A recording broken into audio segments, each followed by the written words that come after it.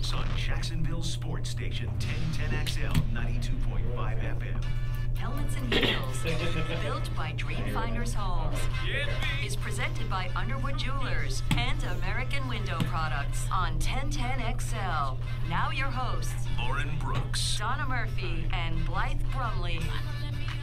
Welcome into Helmets and Heels, built by Dreamfinders Homes. Donna has the night off. Hopefully she gets to feeling a little bit better. Yes. Blythe, how was the show last week without me?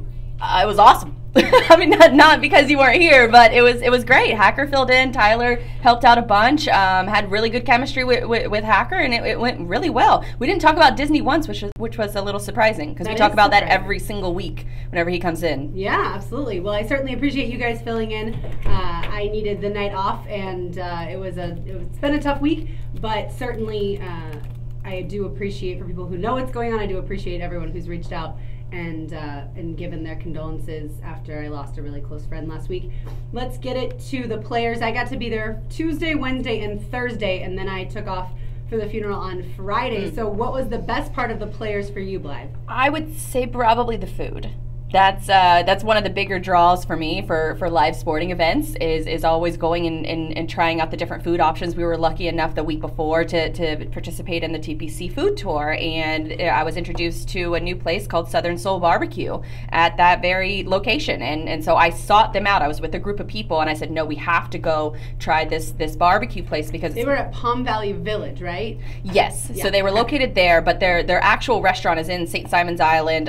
They've been voted 2 years in a row as the best barbecue in the South by Southern Living magazine. So I think that's kind of huge. And so knowing that, I sold it to my friends. Look, we have to go try this place. And it was great because I was with it was a couple people who don't eat pork, and so they had some beef options, especially their beef ribs.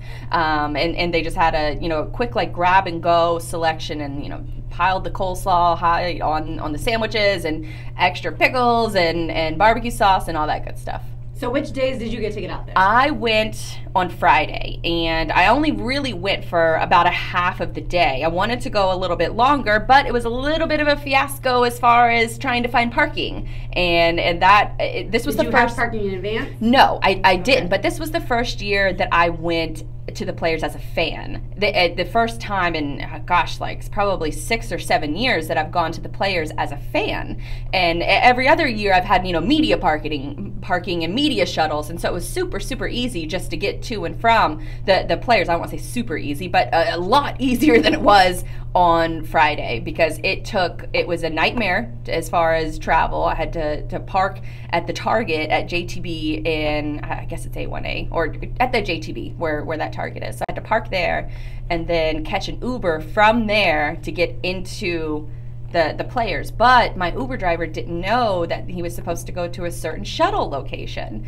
So you had to take an Uber to the shuttle location where all the Ubers were at, and then they shuttled you into the course. Okay. And so since my driver didn't know that, we just sat in traffic for forever, for close to an hour. And so since he didn't know that, we went the back route to like Solana Road, which is not the main entrance of TPC Sawgrass, but it's the back entrance. And so we took that route, and when they told him to turn around, we just got out of the car and just decided to walk inside. Come to find out, it's like a mile walk to get in. It's a little farther. Yeah, it was kind of a nightmare. Well, so going forward, a lot of times parking does sell out for Friday and Saturday. Yeah. So make sure that you either do the 4 more park for free and print your voucher way ahead of time, or buy the parking way ahead of time, and then you'll avoid not necessarily the traffic, but you'll avoid the issue as far as having a parking spot. Well, it's just, I don't know how the players can fix this. I know that this is something that they've tried to address for years and years, and I don't have a clear answer for it, but it was just, it was one of those things that was just so frustrating that once you finally got to the players, it was like, okay, we're here, we go through security, and I have a purse, and my girlfriend has a purse, and they're both the same size, and they tell her that her purse is not allowed in because it's not a clear bag and it's bigger than the allotted size, and she's not going back after what we just sat through and what we just walked through. She's not going anywhere, so she had to throw away her purse and had to carry around her stuff all day, and it was just one of those, I hate this purse rule that sports leagues have instilled in NFL level. The clear bags. No, I want to wear my own purse if I can. I only buy clear bags because I have to for NFL games. But we thought that our purses were small enough. We looked on social media, tried to see what other women were wearing, and we saw their photos, and we're like, okay, well, if they can get in, then we can get in. And I got in just fine. It was her that had to be put her purse by the trash can. Did she get it when she left? No, it wasn't gone. Yeah, it was definitely gone. Yeah, I got a clear bag, I guess, from the players last year. See, I love the clear bag because I don't really enjoy having a purse. I don't know why. It feels like it's, for some reason, more annoying to have it, and so I love the clear bag option. And for football games, it's great because you get to bring food in if you're going as a fan. But I don't mind the clear bag option because I actually feel like I can carry more stuff with the clear bag than I can a small purse. So if I bring like a change of shoes or, deodorant if it's really hot, obviously that'll be a little different next year, I feel like I can get a lot more in. It's just, I detest this rule with every fiber in my being. And if I can think to amusement parks and even like Disney World or even Universal, they don't have this clear purse rule. And they have thousands and thousands of people that come into their attractions every single day. And the NFL and other sports leagues can't get it right. It's just a sexist rule, and I've hated it since they've instilled it. And I'm going off on a little bit of a tangent here, but I could really talk all day about how stupid this rule is. Well, it's not necessarily sexist. Yes, most guys don't carry purses. Right. But if a guy showed up with a bag that was too big, they wouldn't say, oh, well, you can come in and she can't bring her purse in. Well, they're still looking through your bag. You're still going through a metal detector. And like I said, if amusement parks can allow you in, can allow people with backpacks in and all kinds of stuff into theme parks every single day, I don't see why sports leagues can't do the same thing. It's just a dumb rule. All right, so did you follow Tiger at all? You're a Tiger supporter. I got there too late. Ended up getting over to the benefactor area and met up with T-Wig and Baloo. Ended up going on air with them for a little bit, so that was cool. Stayed in the benefactor area to actually get cool after that long walk. But we walked the course a little bit, saw a couple golfers, but no one too noteworthy. I guess you could say. I guess they're all noteworthy if they're on the PGA Tour. But outside of that, just enjoyed it from like a fan perspective rather than a person of the media, which was fun. Tiger teed off Thursday afternoon, Friday morning. Yep. Tyler, you went out there. What was the crowd like surrounding Tiger?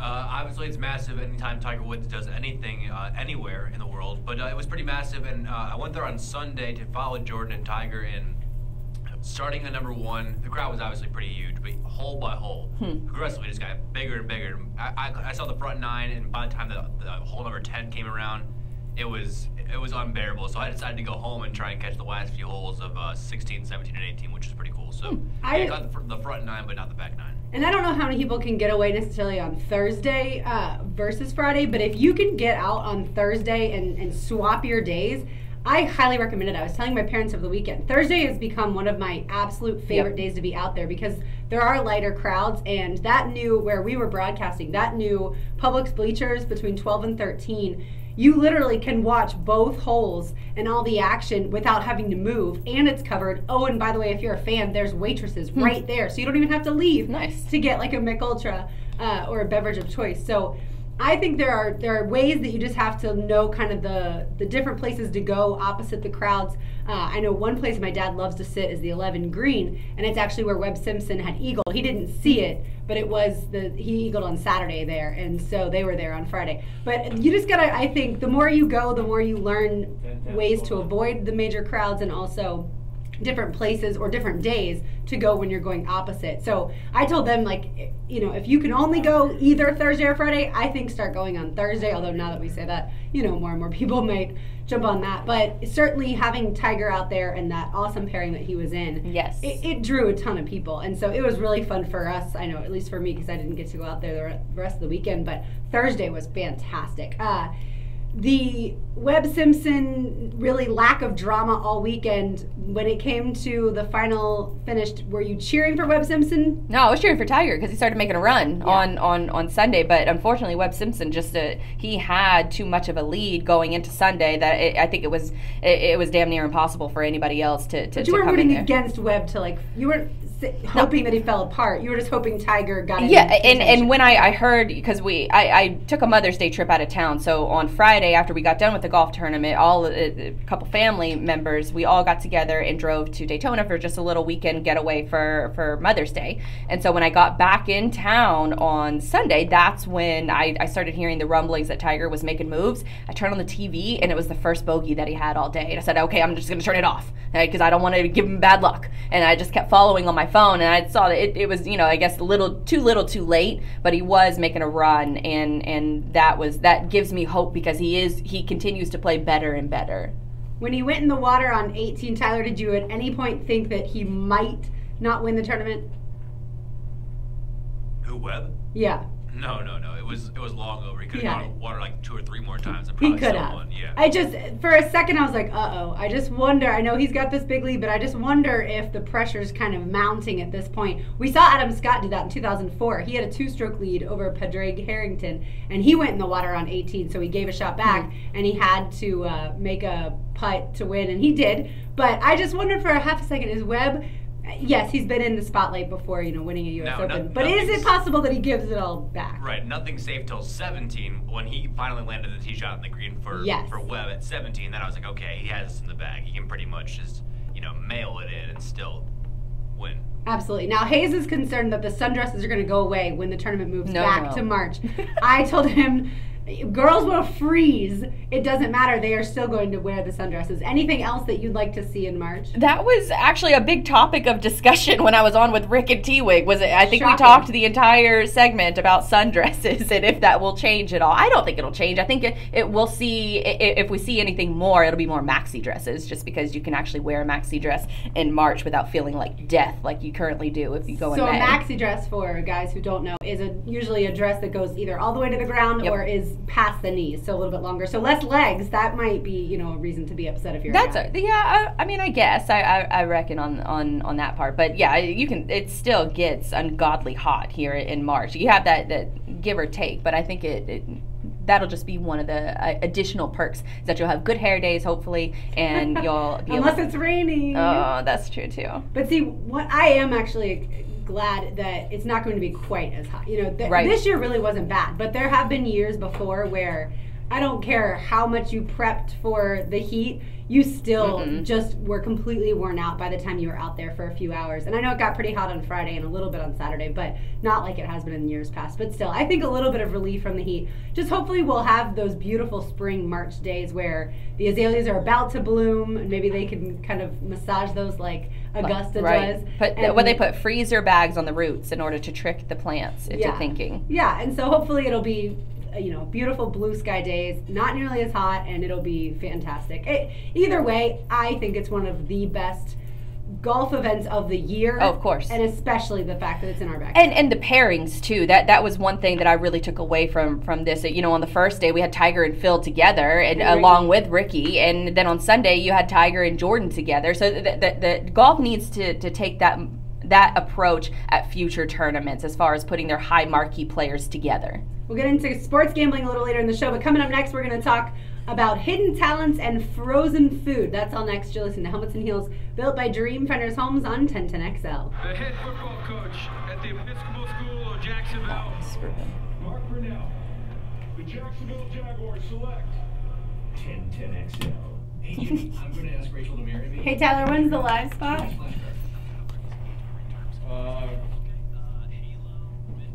Sorry, I was eating when you came to it. I was trying to. Oh, sorry, I can't see you. We're talking on the air. 7:50.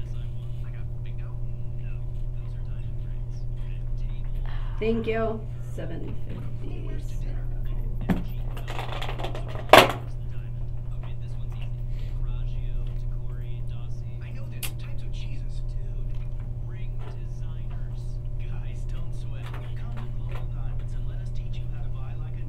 Woman. Guys, welcome in YouTube. If you're just joining us, go ahead and hit that subscribe button. If you're not already subscribed, we're live here every Tuesday night from 7 to 9 p.m. That's what I need to do. All out of lag here.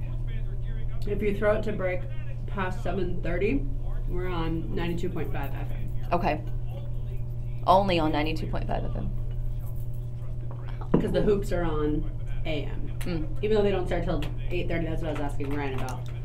The game tips off at 8:30, but they have an hour pregame. And if you carry ESPN, you have to carry all of it. Go figure. I think LeBron is gonna crush the Celtics tonight. I don't know, but it'll be fun to discuss.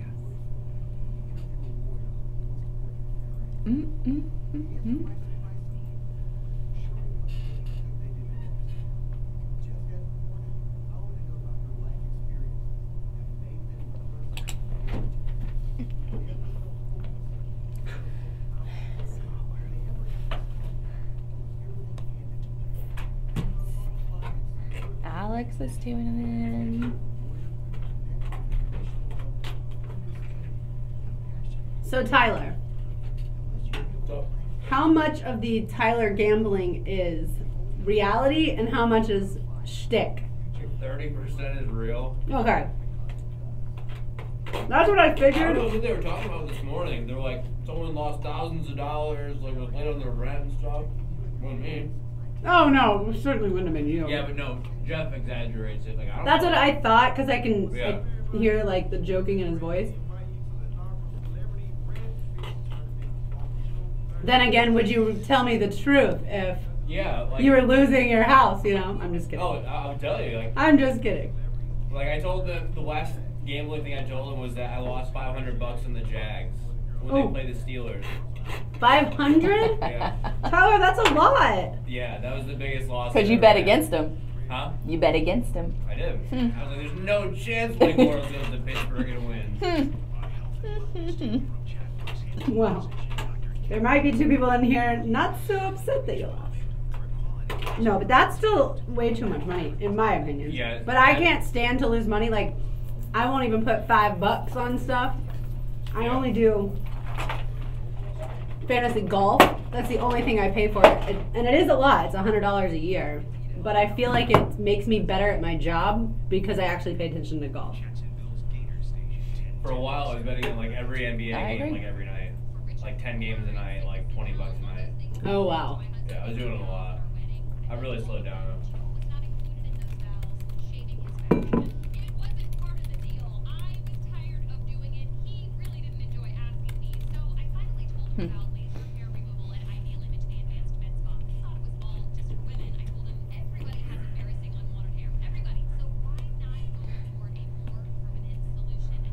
That woman brings up a good perspective because she said not everybody can afford Uber as far as traveling to the tournament. But I heard a recent article that a lot is doing more Ubers is worse for the environment instead of better, because you would think that instead of driving your I car. heard Frank talk about someone he knows that had like a really bad problem and Yeah. had to go to rehab for it. Yeah, I don't know who gambling? it is. Yeah. But Oh, I mean, shit. that's serious. Dan Patrick openly talks about it, that he doesn't gamble anymore. He had one bad beat where he lost about $1,000, I think. It was either 1,000 or I think 10. Blue had a problem for a while. Like Blue talks about it all the time.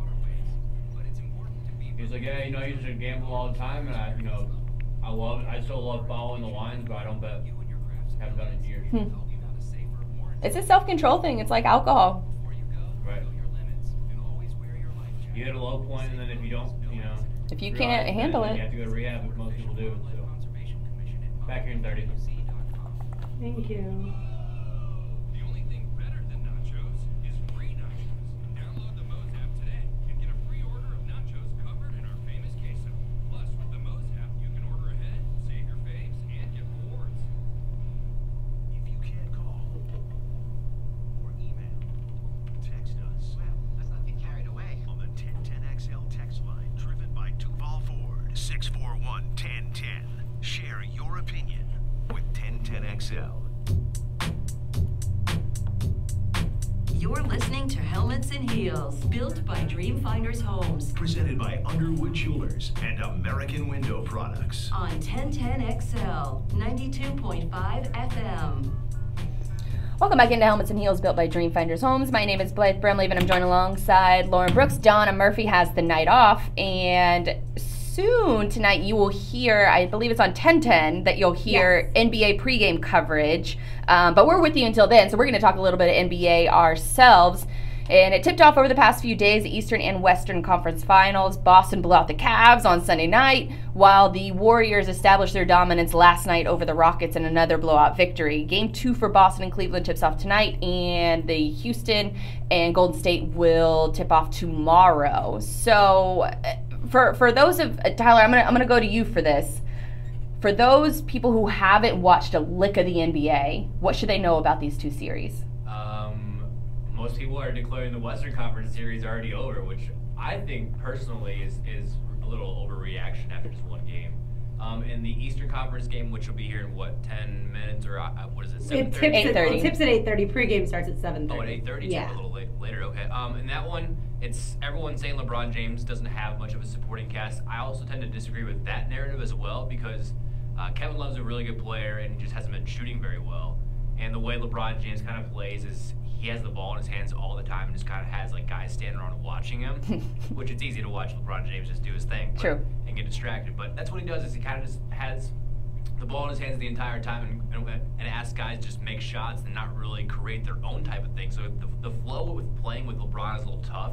And so Cleveland's offense was really terrible in the first game, and they lost by 25 points in game 1. So some people are declaring both of these series over and kind of just saying it's a Golden State Boston Finals preview, which we're only one game into both series. So if you haven't watched either game, I think there's a lot more basketball to be played in both series. I think Houston's going to give Golden State a run. I thought Houston would win the series at the start, but I'm not ready to reverse course on that. But I think both series are going to go at least 5 or 6. Now the Celtics traded for Kyrie at the end of last season, and he got hurt earlier this season, and so there's a lot of people saying that the Celtics are playing so well without him that they should just get rid of Kyrie altogether. That's ridiculous. I mean, Kyrie is the reason that LeBron has another championship in Cleveland or won the first one because he hit, one of the most clutch shots in NBA history. Against the Golden State Warriors on the road. With less than a minute left, that 3 on the right wing. So, no, Kyrie Irving is one of the most unguardable players I've ever seen. Some people are saying that his handles, which is NBA slang for his ball handling, is off the charts, and some people have said it's the best ever in the history of the league.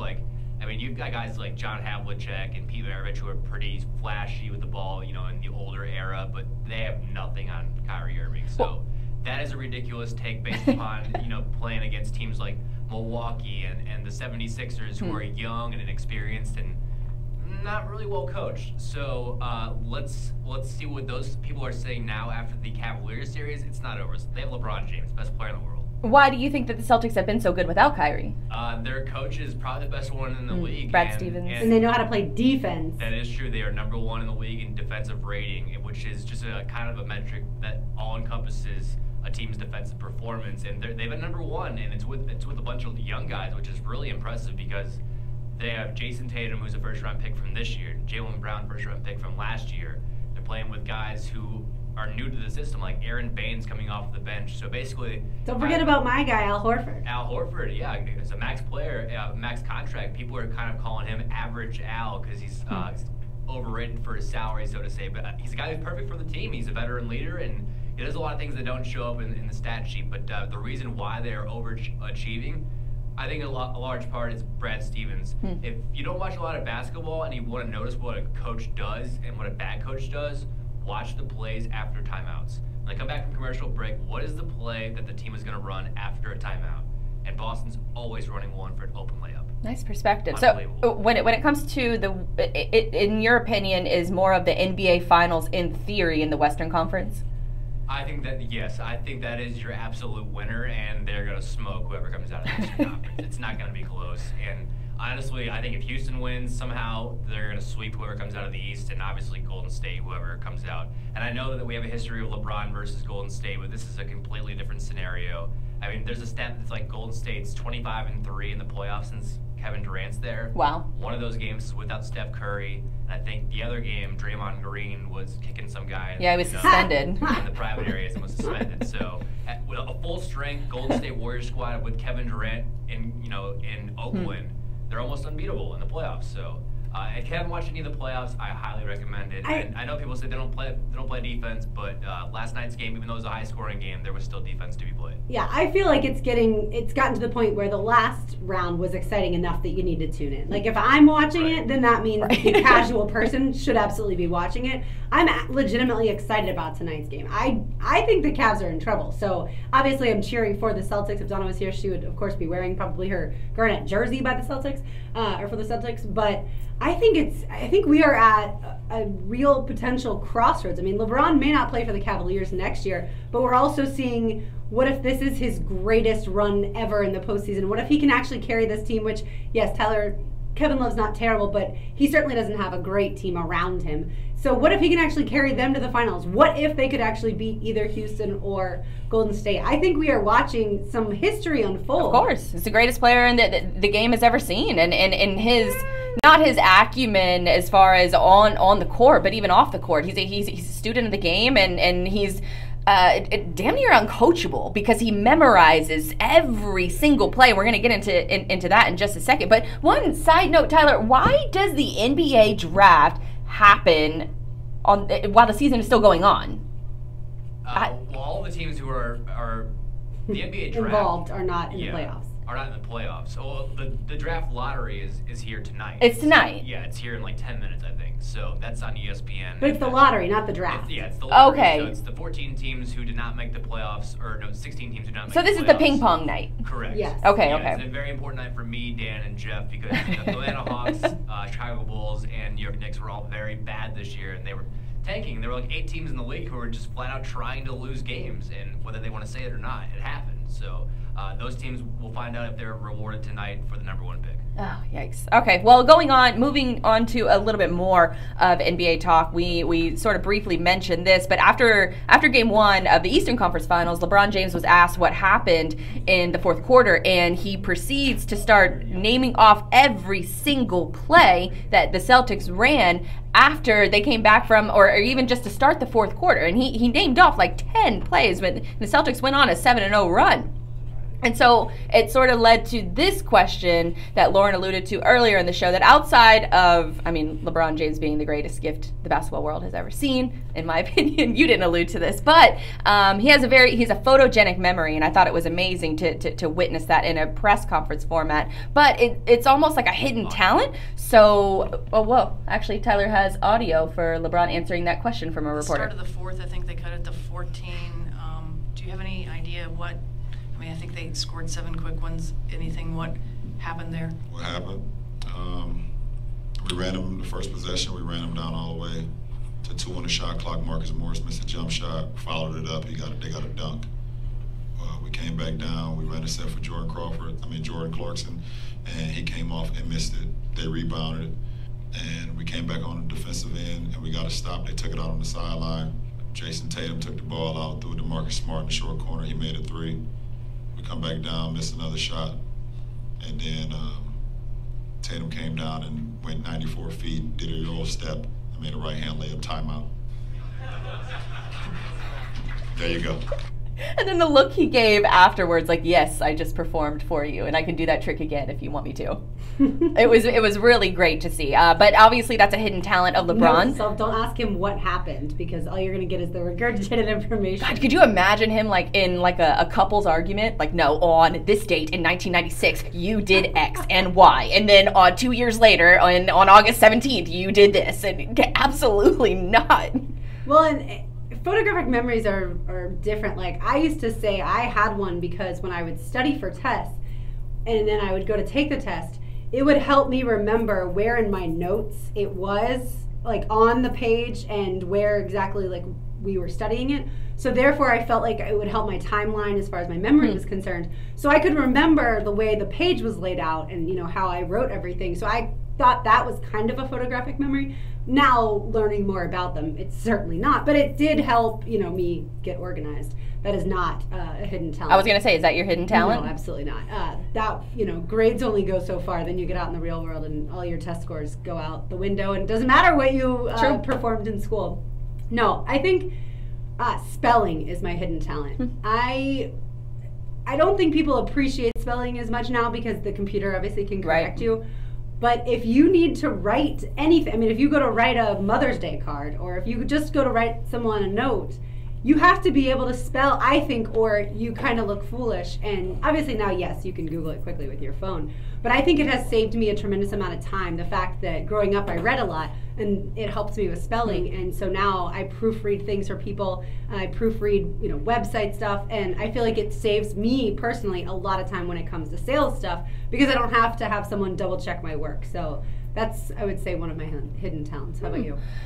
I would say, and I was trying to think of this because I'm pretty vocal about anything, humble brag about anything that I'm talented at. So I usually shout to the high heavens as far as that's concerned. But then I thought, I didn't grow up with guns, but I'm a pretty good shooter. I don't practice a lot, but when I do go, there's a place out in Fernandina's, the Yulee area, called Amelia Shotgun Sports, and I've been out there a bunch, and just to shoot clays with my grandfather. I'd never done it before, and I did it well enough that the owner asked me to come back for tournaments, and that I should enter into different tournaments that they have there. And he started calling me Annie Oakley, and it remembered me whenever I would come out there repeatedly in order to shoot. I do own, I didn't grow up with guns, but I do own one now. And I guess that I could say that maybe all the video games that I played as a younger kid, from GoldenEye to maybe even Splinter Cell, helped me in actual shooting. Did you play, those were ones at home, or did you go to at home arcades and, Oh, no. GoldenEye on 64 was probably one of the biggest game changers as far as video games are concerned. And then the Splinter Cell series, which I don't know, a lot of people might know the author Tom Clancy, who wrote a bunch of crime and, spy dramas and things like that. Well, he also wrote some scripts for video games as well. And those video games, that franchise is one of my favorite of all time. And it changed to the point where it changed my perspective on if I walked into a room, I was looking for lights to take out, and I was looking for places to put hidden cameras. And it's that sort of I guess, spy mentality, which sounds a little strange. But I want to say that that helped me maybe learn how to shoot better, because there's different points that you have to take in the middle of the game. You can't make a lot of noise. You got to pause your breathing. You got to follow the shot, especially when it comes to shooting clay. And it's a great hobby, I guess. It's a good stress relief, too. Interesting. I have never shot a gun, and I am okay if I go the rest of my life with being able to say that. Well, I know everybody's different. Some people absolutely really enjoy it. For me, it's not something I have any interest in, but I do appreciate that other people will, go to the range and have a blast. Yeah, I don't want to say it's a respect. You have to respect a firearm, and there are, thousands of people all across the United States that are very safe with them. I know it's kind of, gun control is a hot topic issue around this country, but there are a lot of people who take gun ownership and gun responsibility very seriously. I'm one of them, but my dad has never been interested in shooting, ever. And it was my grandfather that, when he found out I was going to be living alone, he wanted me to be safe.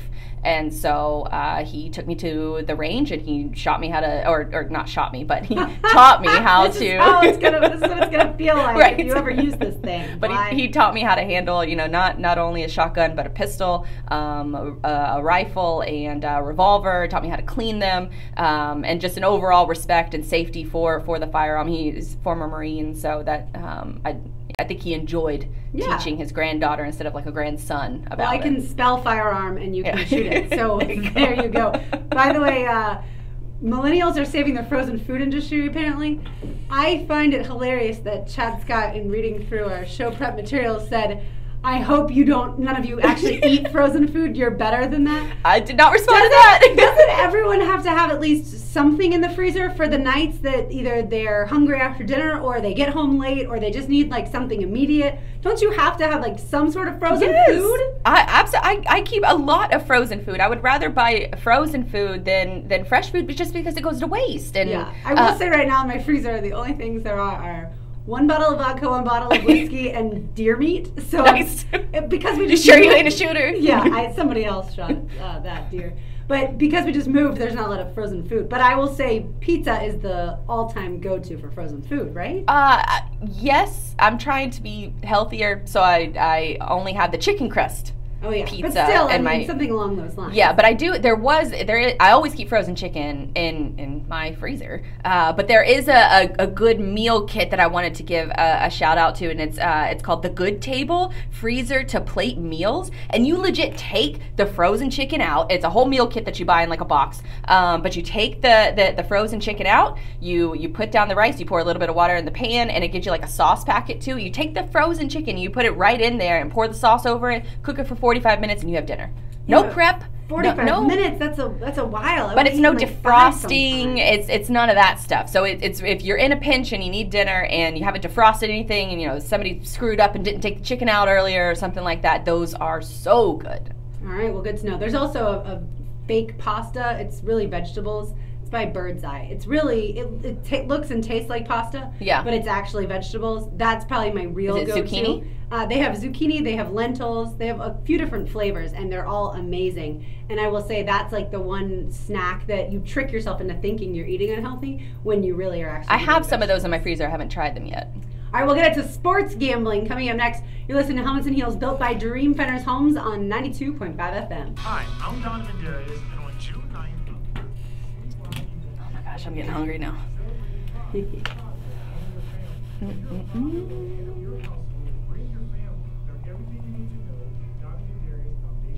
Welcoming YouTube. If you guys are just joining us live, we are here every Tuesday night, 7 to 9 p.m. We're going to get into some sports gambling, the royal wedding, and a few other things later on in tonight's show. A little bit more of Jaguars stuff. Lots of good stuff for you guys tonight. So if you're not already a subscriber, make sure you hit that subscribe button. Then you'll get notified every time we go live. And we only go live once a week, so you won't get bombarded with notifications.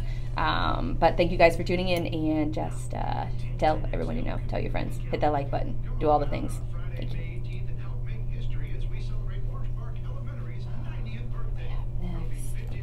I did hear Ryan O'Halloran's interview on Jaguars today this morning. That was good. Yeah, it was good. I don't even know if we'll get to that at this point, because I have a feeling the gambling might take up a lot of Oh, yeah. one segment.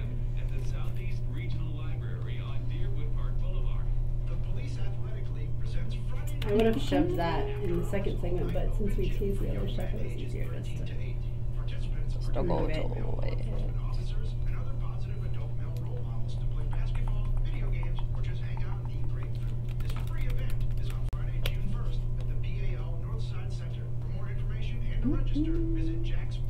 Oh, and to those of you who participate in Ramadan, happy start to Ramadan. Starts today. For those who don't know, it's a period of fasting in the Muslim faith where you cannot eat or drink anything from sunrise to sunset.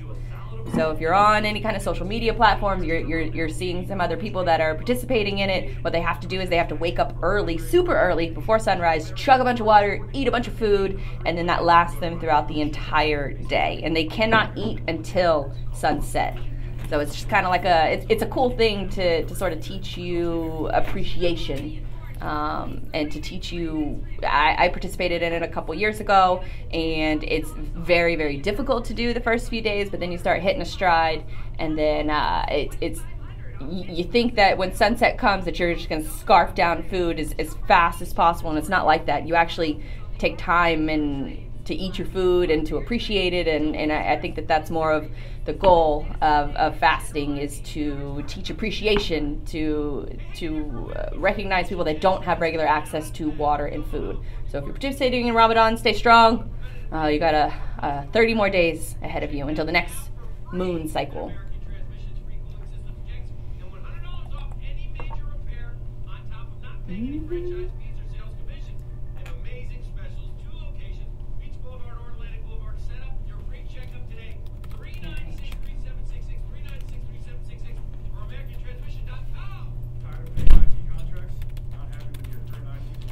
Tyler, is it happening right now?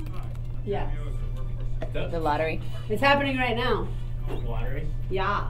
Or I think the show just started. I'll try and go into the Oh, I was just saying that for you. But yeah, I guess you'll want it for the morning for sure.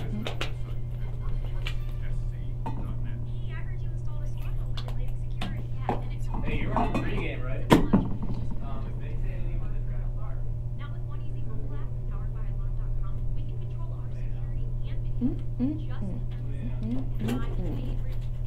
They call it smart lighting. that's what I was I going will to never have to come home to a dark house again. Yeah, because I want for tomorrow. My My Bulls need the #1 pick bad. That's easy to remember.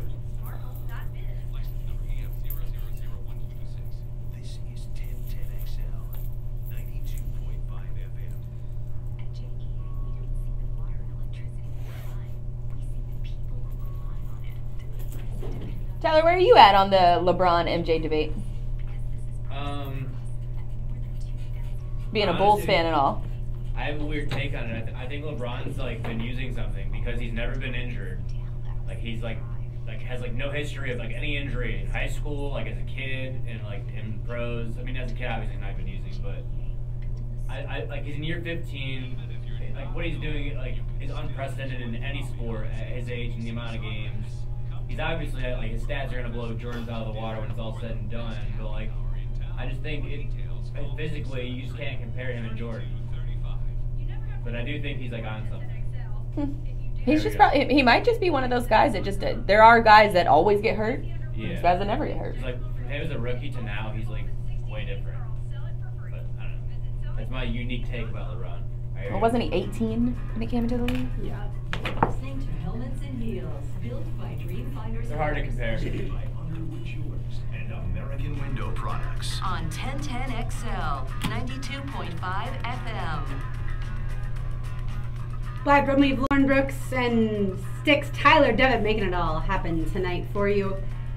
If you're tuning in for the results of the NBA lottery, draft lottery, well, ESPN is making you wait. They went to commercial right as the show started. Of course. So they are going to make you Gotta pay those bills somehow. Absolutely. They're going to make you hold your breath a little longer before they reveal.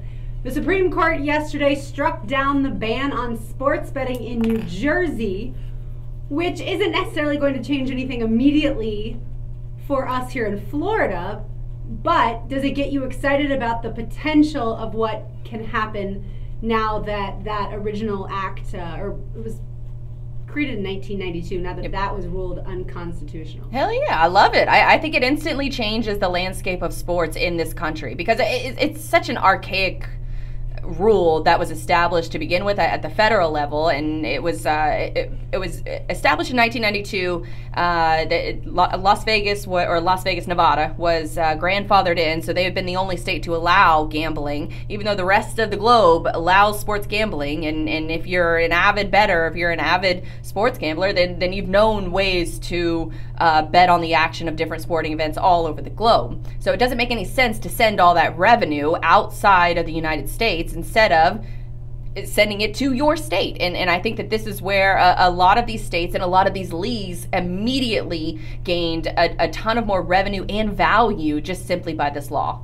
Now, when you go to Vegas, do you place any sports bets specifically? Yes, but I need a lot of help doing it. The last time, usually when I do it, there's guys there that will help you and they'll assist you, because even the betting rooms and the sports book rooms are incredible. They're like a sports fan's dream come true. And if you've never had a chance to get out to one of these things, they basically have, these super nice leather seats that is a perfect viewing experience. They have large TVs everywhere with lines running all over the place. You can bet, depending on the location, you can bet right from the seat that you're sitting at, or you can go up to the table and place your bet there, where they can probably give you a little bit more help. It's a fun environment, especially if you're a sports fan, and especially if there's a lot of things going on at once. The college football kickoff weekend, Labor Day weekend, where there's usually a lot of really great games on, or NFL playoffs. So what's the most that you've put down on a bet there? The most I've put on a bet is like $20. Okay. It's not much at all. I spend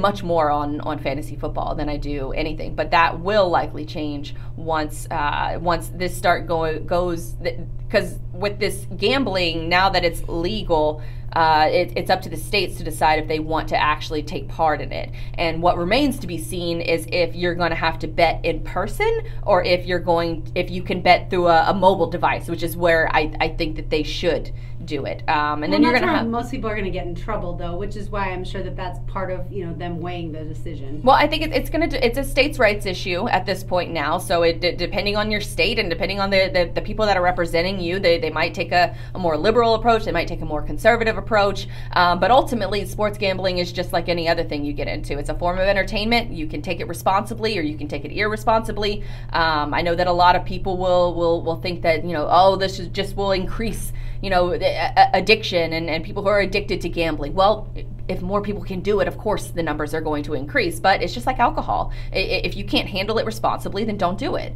As long as you're not negatively affecting me or my life, I don't really care what you do with your life. And hopefully Florida, no, I know the state of Florida is not anywhere closer to making this legal for the state, but hopefully soon when they start seeing other states and how much revenue they're bringing in. Well, and certainly it'll help places like Atlantic City that have been trying to establish facilities for this for years now and have been waiting for this decision to be able to go through. They've already invested in it. They've invested in it for years waiting for this decision, so they'll be up and running in a matter of weeks. I've heard a rumor of up to 7 to 10 states could have this legal by football season. So it is drastically changing, and there are lots of states that are hopping on this bandwagon real quick. Absolutely. Now, Tyler, have you ever been to Vegas, or have you only placed bets in other ways? I've been to Vegas probably like 30 or 40 times, but only like 3 or 4 times of gambling age, and I'm actually going to be there at the end of next month. Nice. Okay, so will you place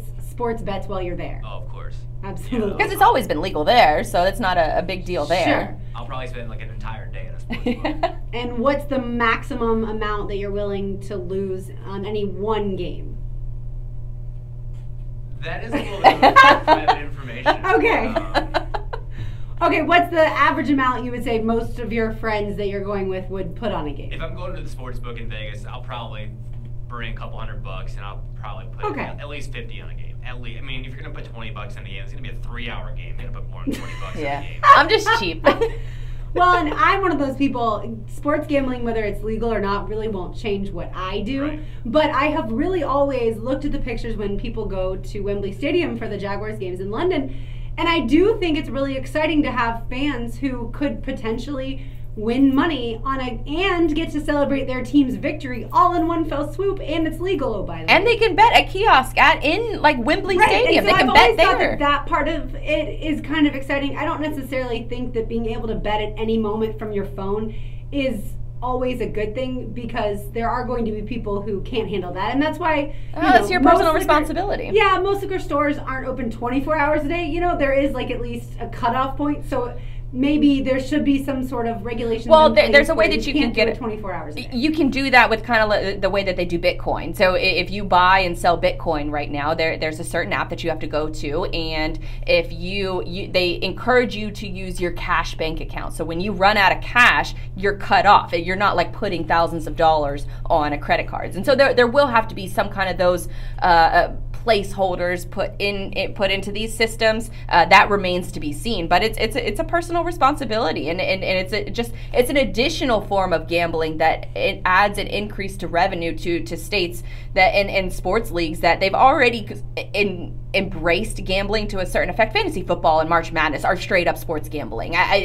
There's no other way to put it. Now, actually betting on lines is different than it's just another form of betting and strategy. Yeah, well, with March Madness, I mean, most people, if they're doing one online, then it's just a free one. They're just trying to, beat out other people and get to not have to wear the rompum like they did on the morning show. But I would agree with you with fantasy football. I think college basketball would be dead without March Madness betting. Dead. I don't know about the betting part, but certainly the bracket filling out. Right, the office pools, things like football, see, I fall into the cheap category also. I have never put money on fantasy football until last year when I said yes to a league, and then after the fact found out that it was. Of course it's for money. I've never been in one for money. I've always been in ones where it's just for bragging rights. And so I almost said, no, I don't want to be in it, because to me it really is a waste of money. Like I would always rather not lose the $50 than win the $300 potentially. Like for me, the risk versus reward is not there, but that's not how everyone is.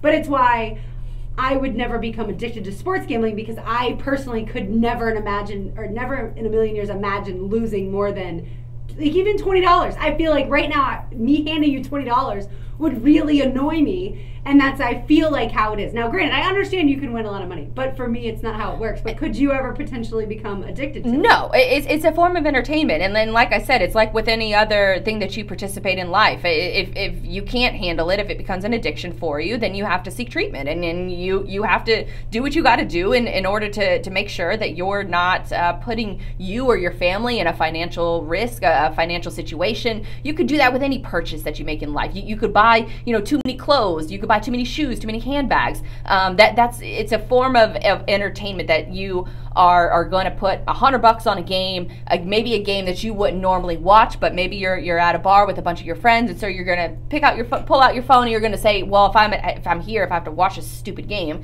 then maybe I can win a little bit of money on it, and you'll watch it until the end. And I think that's where sports gambling will help a lot of these leagues that have struggled with ratings, which in all sports leagues have experienced some sort of ratings dropping over the past few years as viewer habits change. But with sports gambling, I think that it's going to help in an increase in ratings, specifically with games that won't have that much of a mass appeal. And it's sort of like fantasy football. Like, I watch games that I have no business watching, but because I have a couple players on my fantasy team playing in that game, then I'm more apt to watch it. And just like with gambling, you're more apt to watch a game that you think that you can win some cash on. And if you don't, then you still probably had fun. You probably didn't have fun losing, but you still probably enjoyed that aspect of watching the game and the highs and the lows that come from it. Well, it certainly intensifies and can add excitement to it. And I do think that it can pull in groups of people who may not have been interested in the past. Women, I think, would be a group this could fall under. I don't know a lot of females other than maybe fantasy football who are involved in sports gambling. But I think if they won a little money, then all of a sudden they become far more interested and excited about the next game. Yeah, it could be.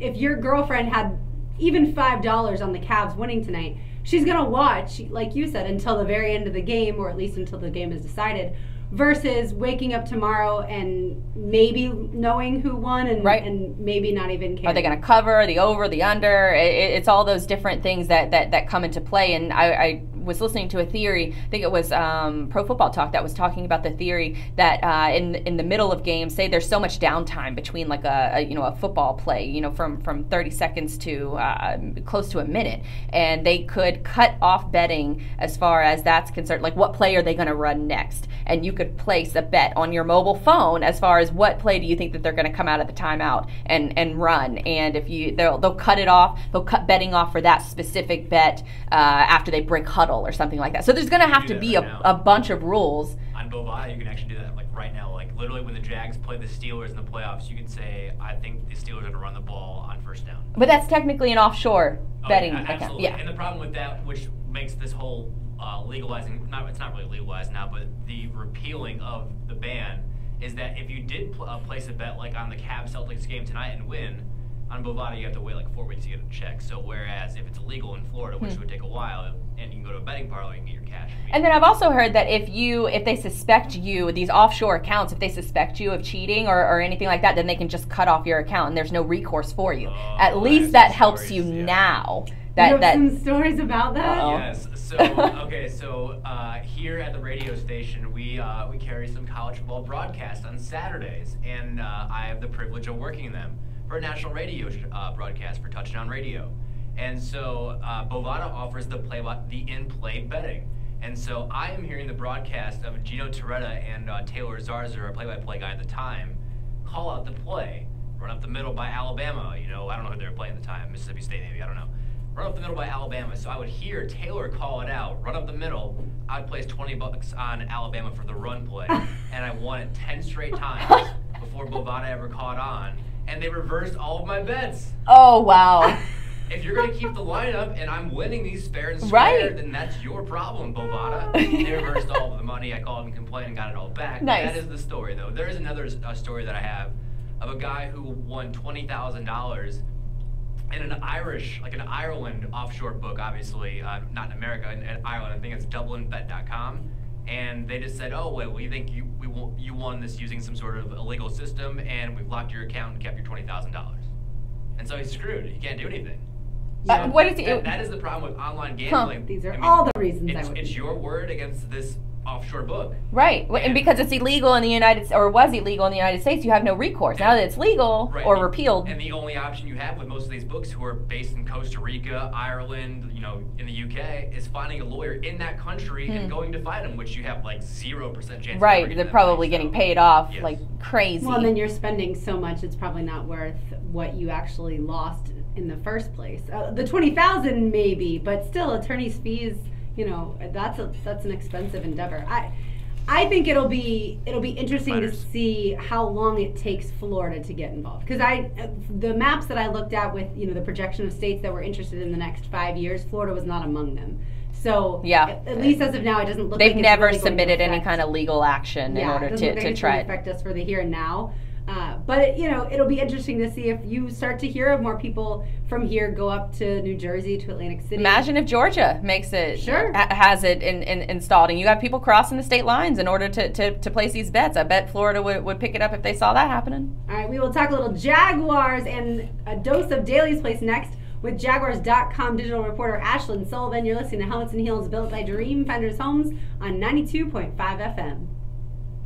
Lauren Brooks here for Dream Finders Homes. Looking to live close to historic Fernandina and Amelia Island? Look no further than the Dream Finders community, Plummer Creek in Yulee. With new homes in the low 200s, Plummer Creek offers access to A-rated schools and conveniently located to I-95. New lots have just been released, which will be the last phase of this adorable community. Plummer Creek is perfect for families, complete with a pool, playground, and a new kayak launch is coming soon. For more information, head to dreamfindershomes.com. Thank you. Yeah, I couldn't believe it when I was winning. I won like 8 straight, and I was like, "This is too good to be true." And, I had like $160 in my account off $20, and I was like, "This is awesome." And like 2 hours later, they reversed all of it back. I wonder how they're gonna sort of regulate the announcers, giving those. The announcers? I don't know how they've ever done that. Like, I don't know how you can do that. I wonder how that changes for announcers. Like, there's a lot of questions with tennis and like tennis players, like in smaller like circuits in Europe, of like how they could easily just throw games and no one would know. Right.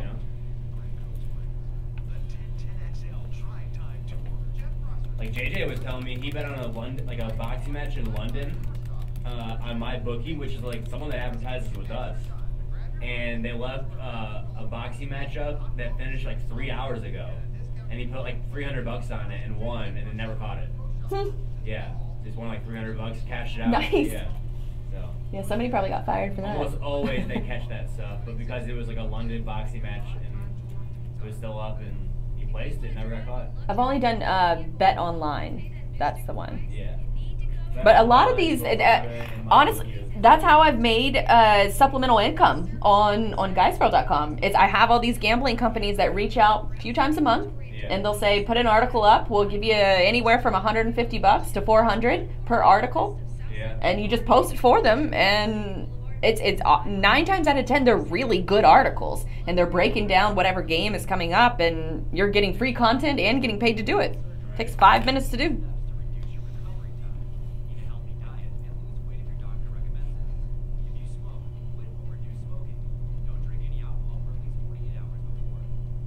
So if the Lakers win the #1 pick, it goes to the Sixers. That's right. Any chance that it's rigged so that they don't win? I wouldn't put it past the NBA at all. Do you like working outdoors and want better pay and benefits? Superior Fence and Rail is seeking full-time fence installers who can provide first-class customer service. We're watching the NBA Draft Lottery, which is going to get started here in a couple minutes on ESPN. The ping pong balls. Dumbest way to do this in sports.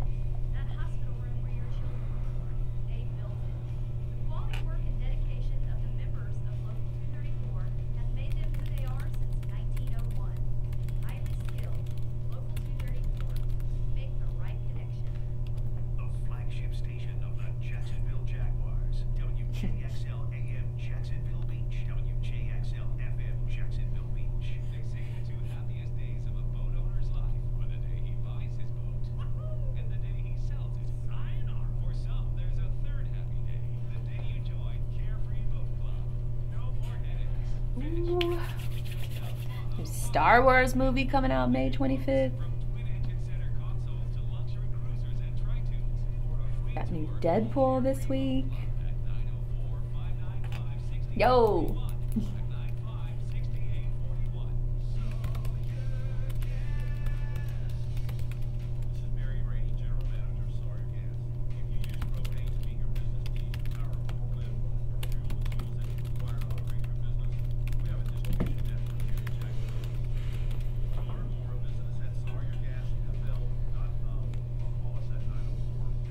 In-play betting.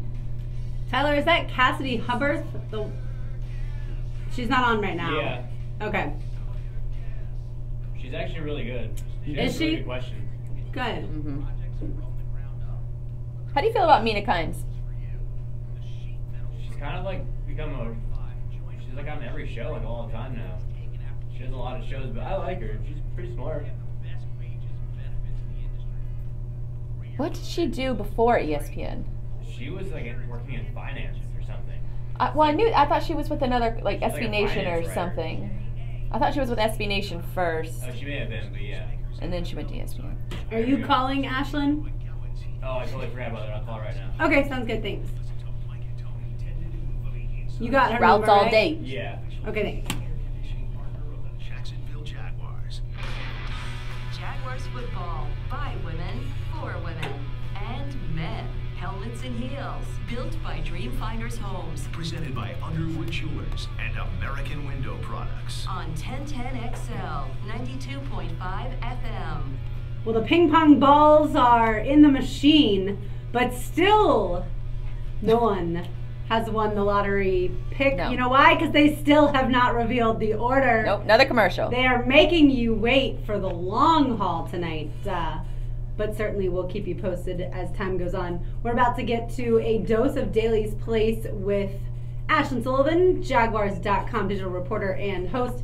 But real quick, Blythe, you just went to Daly's Place. How was the concert?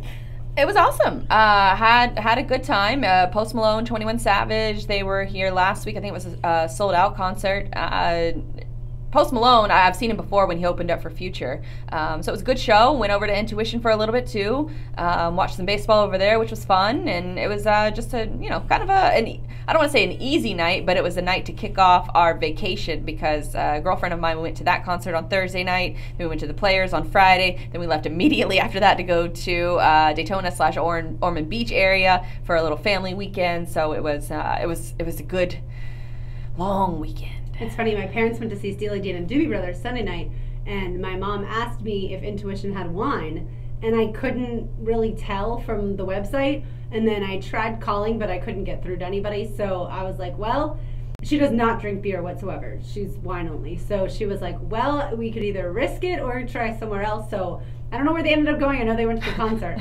But they went to the Post Malone concert? No. They went to see Steely Dan and Doobie Brothers Sunday night. Yeah, they did not go to see Post Malone. That's the crowd at Post Malone was very interesting. Absolutely. Interesting. Well, and there's a ton of fun stuff coming up with Daly's Place. Certainly the Post Malone show was a lot of fun, and then there's a few that were just recently announced with Logic and Wiz Khalifa. Yep. And then there's somebody I've never heard of. Can you pronounce Ray? I think it's Surmund. Okay. Right, Tyler? I don't know. I like his music. I don't know how to pronounce his last name though. Okay, I'm gonna guess Ray Sramerd is what it looks like. But so that's pretty exciting that both of those were announced. And then there's going to be 5 concerts in 7 days. Wow. Around the 4th of July holiday. That is a lot of shows. I'm going to look up how to phonetically say his name. All right. Well, you do that. I will let you know that there's also a bunch of other fun concerts coming up because I'm trying to decide around Brian's birthday if we should go see Counting Crows or OAR. Now, granted, it's his birthday, so he gets to choose. But I feel like both are could be really fun shows. What would you say? Shermud. Shermud? Shermud. All right. Well, is how one person on Twitter says it. So, they are my source. Between Counting Crows and OAR. Have you seen either one before? No, I have not. OAR. OAR. Yeah. See, I have friends who saw Counting Crows in Nashville when we were there. Oh yeah, there's a little counter. They just have a couple songs, right? See, I have a few that I like, but here we go. Here's tonight's Peterbrook Chocolate Heel artist. This artist is coming to Daly's Place.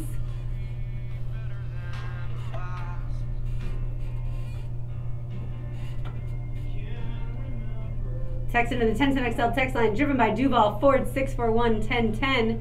Guess either the name of the artist or the name of the song, and you win tonight's Peterbrook. I do. Do you remember in the? I think it was the state of the franchise that the Jaguars mentioned that they're gonna start having volunteer groups or charity organizations come to the stadium, and if they volunteer, then they earn a certain amount of revenue towards their charitable goal. And a representative, Sarah from Delaware North, she reached out and she said that this week, I think it's this week. No, actually, May 24th is when they're having a private event to invite all of these charities to find out more about how they can work more with the Jaguars, specifically on game day, so they can earn more revenue and earn more fundraising opportunities with for their charity and with the Jaguars. So it's I'll send out a tweet if you want to register for it, or you can just actually go to jaguars.com/Delaware North fundraising in order to RSVP. But if you have a charitable organization here in town and you want to get more involved and potentially raise more money for your organization, then definitely check that out.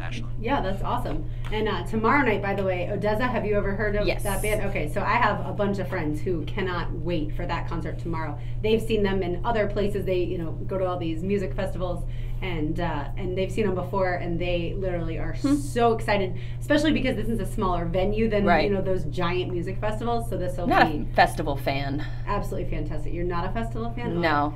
I don't know about the ones. I'm not an EDM music lover, so I've never been to one of those. I'm also probably slightly too old to go to one of those. But for the people who go to them, I know that they absolutely love it. I loved Superfest when it was here, as 2-day long music festivals, or 2 days long of music in that festival. So I thought that I just like going home and sleeping in my own bed after a concert is done. Which that part I did. It's all day long. Well, some of these music festivals that you're camping out there all week or for a few days. I don't like that part. All right, time now to welcome in Ashlyn Sullivan, Jaguars.com digital reporter and host. Hello, Ashlyn. How are you tonight?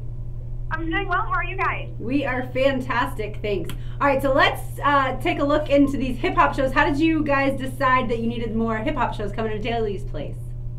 We definitely decided because Coach Malone was such a huge success, sold out show 2 weeks in advance of the meeting. By the way, she's at Calais' bowling event tonight. Had fun at that show, so we're expecting a similar crowd for Logic when he comes to town June 23rd, and then also just announced today with Khalifa is coming August 15th, so they're expecting sold out shows for both of them, so definitely get your tickets soon for that. Absolutely, and there's going to be 5 concerts in 7 days around 4th of July. That's a lot. How can you guys handle all those? Yeah, so it's going to be a busy weekend, but they're really trying to amp up the holiday and amp up all the visitors that will be in Jacksonville to come to Daly's Place for the 4th of July weekend. So the weekend before 4th of July, we have 3 concerts in a row, Friday, Saturday, and Sunday night. And then the weekend after 4th of July, we have 2 more concerts, 3 doors down will be playing. It'll be busy, but it'll be a good time. What about the summer camps that you guys just announced that are coming on to Flex Field? Yeah, so Daly's Place, everyone just associates Daly's Place with just concerts, but a lot of camps and a lot of youth football is going on the Flex Field right behind Daly's Place. So Marcus Pollard, Director of Youth Football, he's having summer camps the first 2 weekends in July. It's kind of modeled after the NFL Combine where all the kids will get to go through drills. They have alumni coaches and alumni players from the Jaguars there coaching them up. So what a cool opportunity for kids to be playing on a Jaguars practice field getting coached by former coaches. So that's pretty cool. Absolutely. Now, Ashlyn, are you doing a little bowling tonight? I myself am not bowling, but we are here covering the event. We actually just talked to Blake Bortles, Calais Campbell, and Miles Jackson. We've heard that Calvin Smith is going to take the crown tonight. You're a pretty good bowler. Really? I would never have guessed that. Yeah. But I guess they said it's kind of biased because he goes every Sunday to practice. So this is his night to show up. Well, he is a competitive person, so that part doesn't surprise me. It's honestly very cool, though. We cover community events almost every Tuesday, and this is by far the biggest one I've seen. Player-wise, there's almost 15 players here supporting Calais, and when I asked all of them, they said, when Calais Campbell tells you to come to something, you come to something. So it just shows the leadership he has on this team that Blake Bortles, Leonard Fournette, Marcel Darius, Jimmy Ngakwe, you name it, they're here. So that definitely doesn't happen at every event. So now, a lot of these Jaguar players, their chemistry between each other, we saw that last season. Do you sort of see that still evolving in this offseason, especially at a charitable event tonight? It seems like their chemistry hasn't missed a beat. Oh, yeah. You can just tell how excited they are to be back together. And they keep saying there's unfinished business. You can just tell the camaraderie they have. And really, you've seen it with the new guys, the rookies, how they have just, I see them eating lunch together, and I see them really becoming one as a team in just a week, not even a week. So it's pretty cool to see that they're definitely ready to get back to playing some football. Absolutely. Now, speaking of Telvin Smith, he was on the NFL's top 100 players list. He found himself at number 67. You think he's excited about that? You think he feels like he should be a little higher on that list? I know he was really excited and honored. I mean, he said how cool it was that the players voted on that, how honored he was to be in the top 100. But no one in the team, not even just Telvin, they want to be in the top 10, all of them. I mean, I know Ngakwe, he was in the 80s, and he said, I want to be way slower than that. So I think they're happy, they're honored, but I would think Telvin would want to be like probably in the 30 range there. Yeah, I can understand that. Now, you got to participate in, well, at least hang out with the guys as they were going through the rookie minicamp. What were some of your takeaways from this past weekend? My takeaways. I got the opportunity to interview all of them, which was very cool to see them and the media standpoint right off the practice field.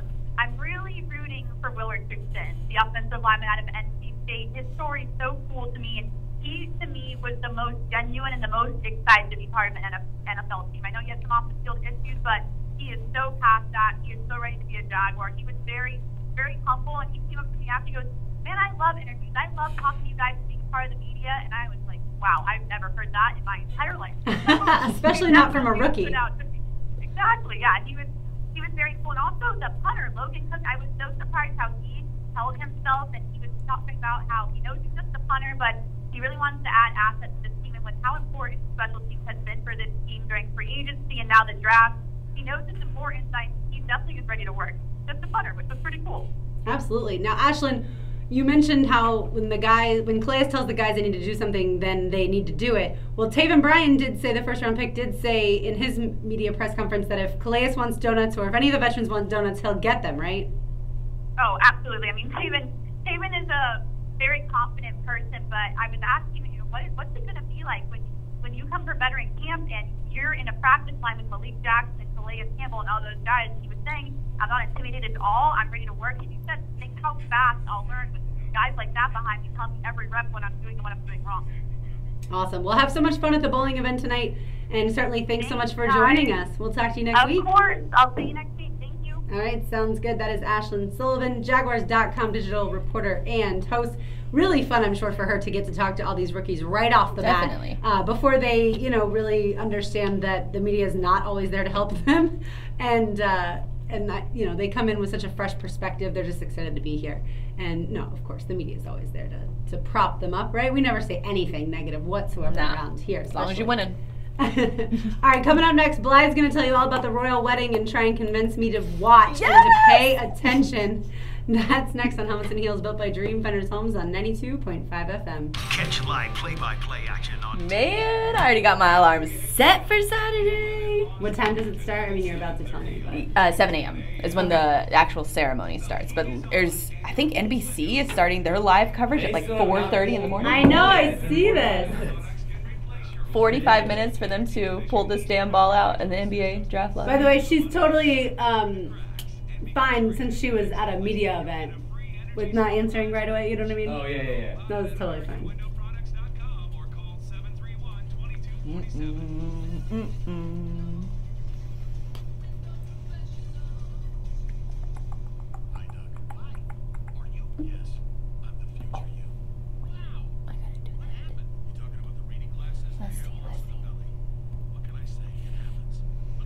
Yeah, I'm with you. No thank you on music festivals. I want plumbing, possibly air conditioning, and a bed to sleep in. I have friends that go down for like a whole weekend and they just sleep in a tent while everybody else is around them doing drugs and just, ugh. Did you guys watch the Greg Hardy versus Austin Lane fight?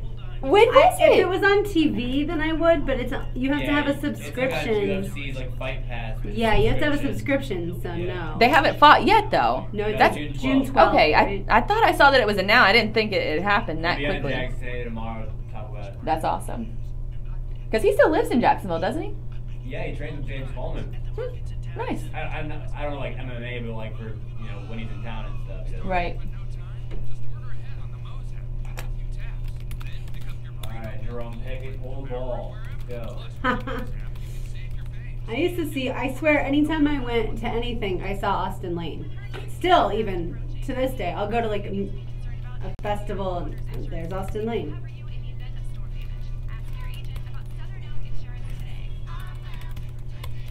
So the Pistons took the first round pick from last year, and like he's their rep right now at the lottery, and he was like a massive bust last year. So it's almost like they're picking his replacement in the first round, and they brought him to represent. Okay, so we're counting down. They can lose that pick to the Celtics. Boston cannot receive the number 1 pick. However, they can obtain the number 2 or 3 pick tonight. Yeah, how about that? Boston could get the 2 or 3 pick tonight. That's insane. Hi. Hi. No, she's still pregnant. She's just not feeling good. It's late night for her. Pick number 14 will be made by the Denver Nuggets. Denver's just the 17th in the playoffs. Thank you. So Denver. LA Clippers. Despite trading away Chris Paul and Blake Griffin, the Clippers won 42 games for their 2nd straight winning season. Picking 12 will be the LA Clippers. Again? This pick goes to the Clippers since the Pistons pick was not in the top 3. Oh, you're watching on a stream. That's why it's so behind. We're already on another commercial. We're watching the NBA draft lottery pick. Took them 45 minutes to pick these damn ping pong balls. He won 4 titles with the Lakers as their lead executive. And pick number 10 will be made by the Philadelphia 76ers. This was originally the Lakers pick, folks, but due to multiple trades, it will go to Philadelphia. Boston, who could have received this pick if it had landed between 2 and 5, or actually 2 and 3, will now likely receive the Kings 2019 first-round pick. So, we've rattled off 5 of the teams. Commercial break. Yeah. Watch, I guarantee it. When we come back, You're like a minute behind. Right. I think you're about 5 minutes behind us. No. Not 5. You're maybe At least like 2. a minute and a half. I'll tell you when it comes back on in here. Alright. Talk about dragging it out. Credit cards or car loans, or even owning a minor league soccer team. We're concerned about our clients and their mortgage. That's it. That's why we're the best at what we do. You're making a big mistake if you don't at least call Trustline Mortgage. For example, 95% jumbo loans, self-employed bank statement loans, VA jumbo loans, renovation repair loans, investment property loans, FHA and VA loans, and we waive all our lender fees for all military who are using their VA. Trustline Mortgage can't thank you enough for your service to our country. You want great rates, service, and a multitude of mortgage options to choose from? Then you need to call Trustline Mortgage today at 381-LOAN. That's 381-LOAN. Or visit our website at trustlinemortgage.com. Alright, here we go. So we're talking about the royal wedding? Alright. So you ain't gonna pay attention. No, I'm just walking into the lottery here. Still commercial. Alright. Check out his blog at 1010xl.com. His blog is brought to you by Superior Fence and Rail, where quality matters. Helmets and heels. Built by Dreamfinders Homes. Presented by Underwood Jewelers and American Window Products. On 1010XL, 92.5 FM. Welcome back into Helmets and Heels, built by Dreamfinders Homes. My name is Blythe Burnley, going to join alongside Lauren Brooks. Donna Murphy has the night off, and I know that people are probably glued to their televisions watching the NBA draft lottery ping pong ball mess that's taken 45 minutes to start. I am not sure people are glued for that. Sarcasm. There's a hint of sarcasm there. But something that I'm not sarcastic about that I will absolutely be glued to the television for is this upcoming royal wedding that's happening on Saturday starting at 7 a.m. Eastern Standard Time. A lot of area, not area, but, NBC, ABCs of the world. Some of these stations are getting started as early as 4:30 in the morning to start with coverage of this royal wedding. Remind me when they got engaged, like how long ago that was? 'Cause it doesn't seem like it's been a year. They've been dating for close to 2 years, but they got engaged probably, I think, a little more than 6 months ago. Okay, so this is fast. Yeah, well, they've been dating for a couple years, so I think whenever, But royal... fast for a royal wedding. No, not necessarily. No? Anytime you have a royal wedding, there's a lot of things, protocols and stuff that you have to get, sort of approved through by the queen. And I'm sure that they have a staff of probably 50 people that are planning every detail of this wedding. And there's a lot of, tradition that's involved with it. They are getting married at Windsor Castle. It was founded, and this is one of the things that I love about this, because I've followed the royal family since I was a little girl. And, I was entranced with Princess Diana. And then when she tragically died in that car crash years ago, I remember still to this day where I was when I saw William and Harry, her two sons, walking behind her casket in the funeral procession. And it was really, really heartbreaking. So I followed these two boys through their into men, and even William, he is the second line, or the second in line to the throne. And it sounds so crazy because I watch Game of Thrones too. So even to hear, the words like heir to the throne and second in line to the throne, it's just sort of crazy that this still exists in the modern day. But I'm absolutely obsessed with it. Are you going to watch it all? So the only reason that I would pay any attention is actually my friend who I mentioned earlier in the show, who passed away unfortunately last week after a really valiant battle with metastatic breast cancer. So she absolutely loved Princess Diana, was devastated when she died, and always had a crush on William when we were younger. And so now hearing you talk about, all of the different, royal people that will be there, and just certainly the extravaganza that will go on, I think I'll have to tune in for just a little bit to see the spectacle. But almost like when you will say, I just watched the highlights, that's kind of how I'll be, is I just need to see kind of what everybody's wearing and how big, how large of a wedding it is. Well, it's actually going to be a little bit smaller according to royal standards. There's only going to be 600 wedding guests at the church. Oh my word! Only 600. Okay. I think in comparison, William and Kate, who they got married years before, they just had their third child together. So I think they had more than double that at their wedding. And so they're getting married at Windsor Castle. It was founded in the 11th century. By the way, 600, no one has 600 people at their wedding. Well, it's a lot of diplomats. They've also done a lot of outreach as far as the party afterwards, the reception afterwards. There's a reception that they've invited, about 2,600 people, and some of them are, people who meant a lot of. Have played a large role in their charity. They're both Meghan and Harry are both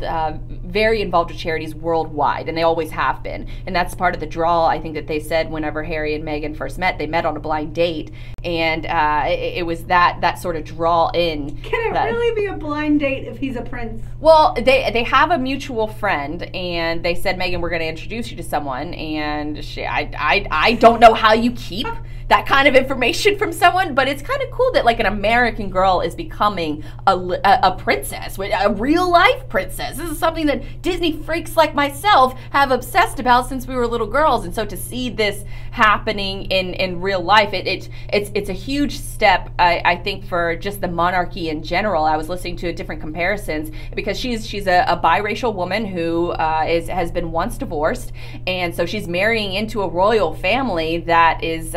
They said 500 years ago, Prince Harry could have gotten beheaded for marrying a biracial girl. And the fact that this is happening, she's going to be the first biracial member of the royal family that the monarchy has ever seen. And so it's just, it's sort of... also, by the way, the most attractive, I think, in the family. She immediately becomes the most attractive. Well, Kate, too. Kate's attractive, but beautiful. not as attractive as well, it's sort of, I guess, an interesting comparison between the two, because I've always thought... William, of course, is very handsome, but Harry, to me, has always had... be handsome. I don't know if he still is. Well, compared to the rest of his family, he's pretty handsome. Looking at Charles, his father, which is first in line to the throne. He definitely got Diana's genes as far as that's concerned. But I've always really liked Harry because he has the personality, he has the spunk. He is very involved as far as charities all over the globe.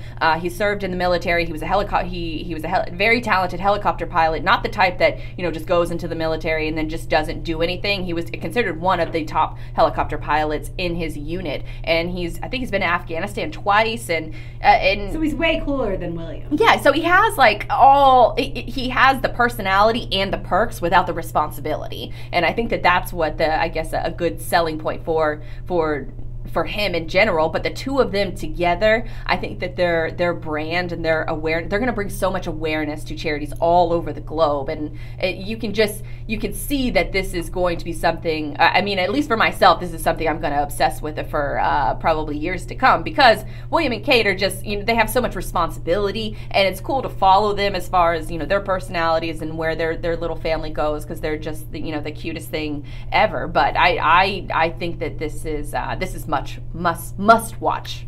Now there's drama with her dad, the fact that he's not going, and I guess he told TMZ he wasn't going because that of the hasn't been confirmed yet. But Megan was born to she has two parents, just like everybody else. But they were divorced, I think, when she was 6 years old, and her mom was a yoga teacher, and her dad was a Hollywood lighting director, and he's since retired, but they have both she has a great relationship with both of them, but I guess what happened, and this is unconfirmed reports, but a photographer was hired to take pictures of him getting ready in the wedding process of getting fitted for his suit and things like that, and I don't think that the royal family approved of that happening. So he didn't want to cause this is all rumor, but he didn't want to cause a further distraction to the day's events, and so TMZ says anyways that he's not going to be there. I guarantee he's going to be there, because it'll make more noise if he's not there than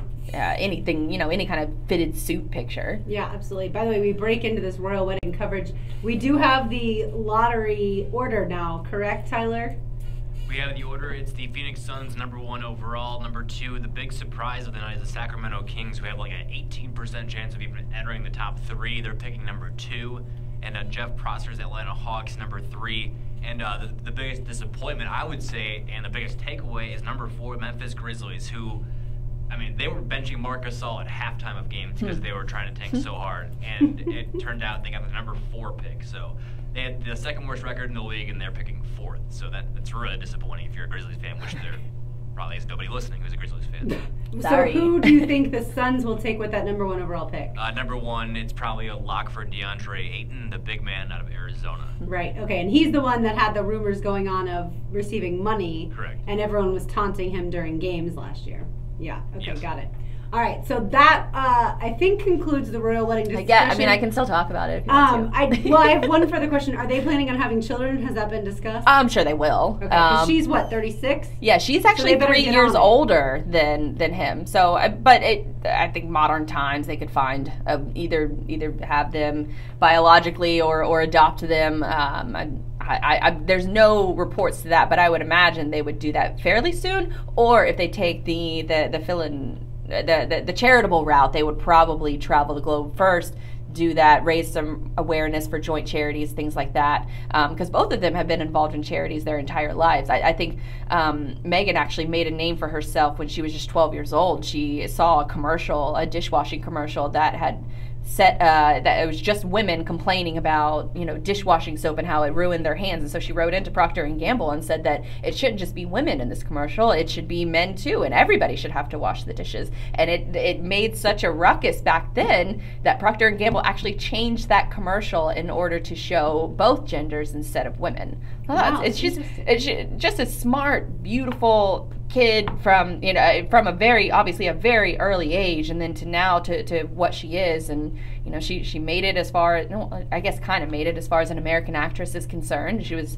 acting on the show Suits. I never watched that show, but that's apparently how they met. And Prince Harry actually visited her a couple times on set. They kept this relationship secret for like 6 months, even despite like him visiting on set and them, hanging out. I think I read that their third date was in the country Botswana, like looking up at the stars, because it was the only place that they could really find privacy. But when they did go out in public, or not public, but whenever they were seen in public, their close-knit of friends kept that very, very tight-lipped, which I think is cool. Yeah, and it makes more sense that he would come here and it wouldn't necessarily get out, because we're not as obsessed with royalty or the royal family. Yeah, I think absolutely we are. Americans? Yes, absolutely. Well, okay, let me say, there's not necessarily paparazzi designated to follow them in America, whereas certainly in their whether it's England per se or all of the United Kingdom, I think there are paparazzi devoted to them. I mean, that's obviously how Diana died. Wherever they live, for sure, because she actually died in France. She didn't die in the UK, and according to the car crash and where it happened. But I've heard plenty of British people say that it's, this royal family, like no one in the UK cares. It's all the Americans that care. I mean, you have, NBC and ABC, they're broadcasting starting 5 hours beforehand. There are NFL broadcasts that don't start 5 hours before kickoff. Wait, so what time is the wedding? You're going to wake up at 7 and watch what time is the ceremony starts at 7 a.m. So I'll probably wake up at around 6 and catch some of the pregame coverage. Is what I'll call it. We talked about sports gambling earlier.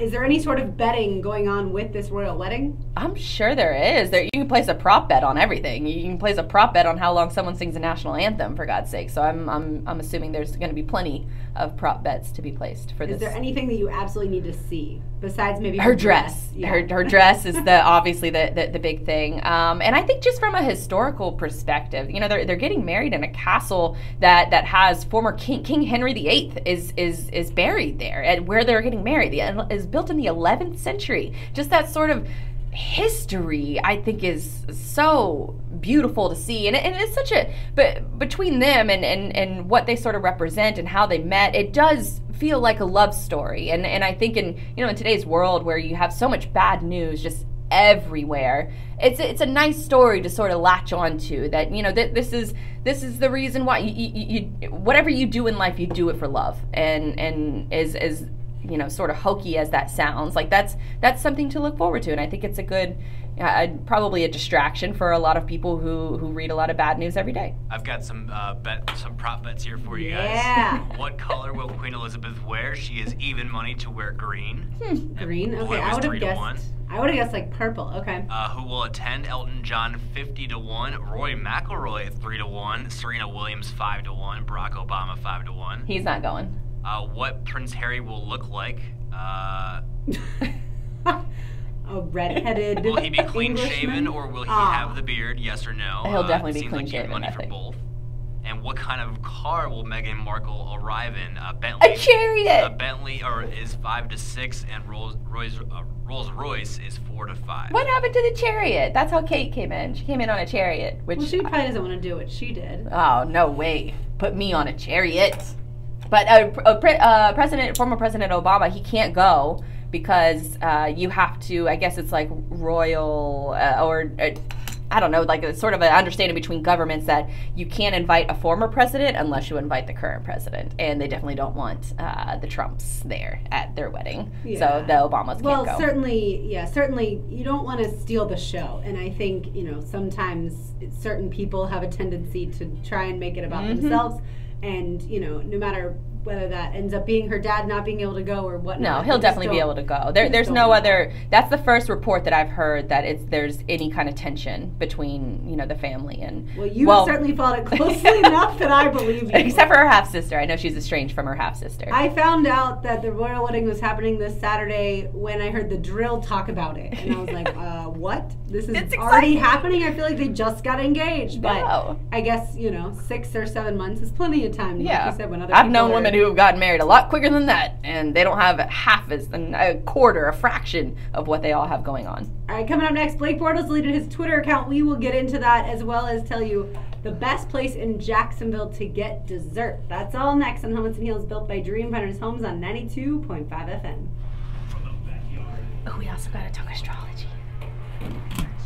So, Tyler, I guess that's how they timed it out, was lottery, supposedly 7:30, start, but really they're going to keep you locked until this game starts. Which really isn't, that is a smart play. They know what they're doing. Oh! Alex said that if you're into that, I could send you some stuff from here. They always have a ton of memorabilia and souvenirs for the royal events. Yes, Alex. Thanks. I'm kind of obsessed with the royal family. He said that the royals create more income for the UK, tourism and stuff like that, than it costs UK taxpayers.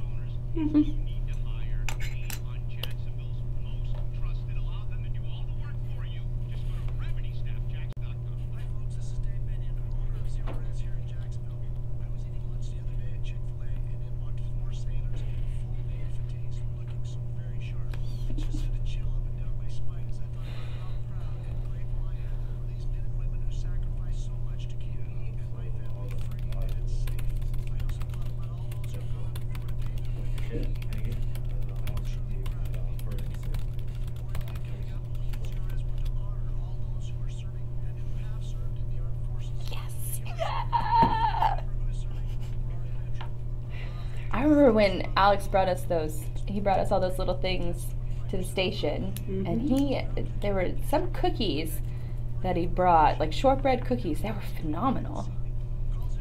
I think it's probably tough to mess up a shortbread cookie. Yeah. But hell yeah, I want some stuff from the royal wedding. I'll even send you a check. Give me anything, or not a check, I'll Venmo. Bitcoin. Some kind of modern way of sending money. I think we might get The second pick will be made by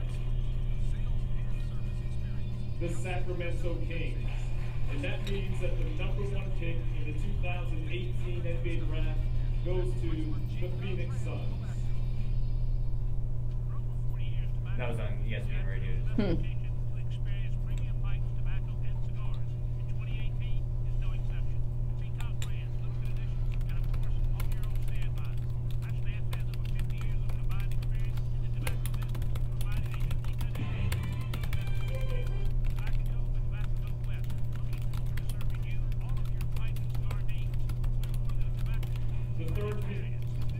I'm not going to tell you anything about this person. But I want you to look at that picture and tell me how old you think she is. Can you see it clearly? Yeah, I saw this story though. Oh. I don't know how old she is, but okay. Early 30s? 36. See, I thought she looked like she was like 44 in that picture. She's probably had a rough night.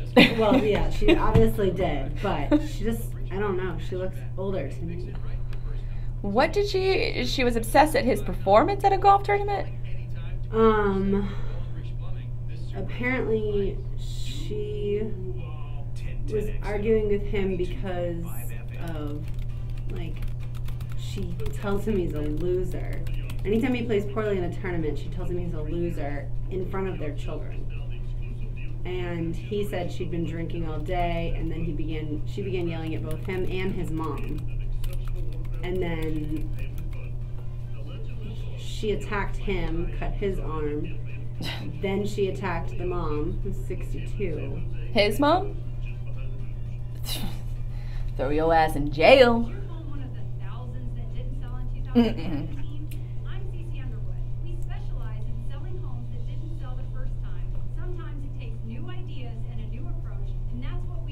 Apparently, she told the deputies, "This is why cops get shot in the face. Wait till I talk with the judge. You'll be blanking fired over this." Well, she's in jail. She's out now, but she sounds like, it's certainly...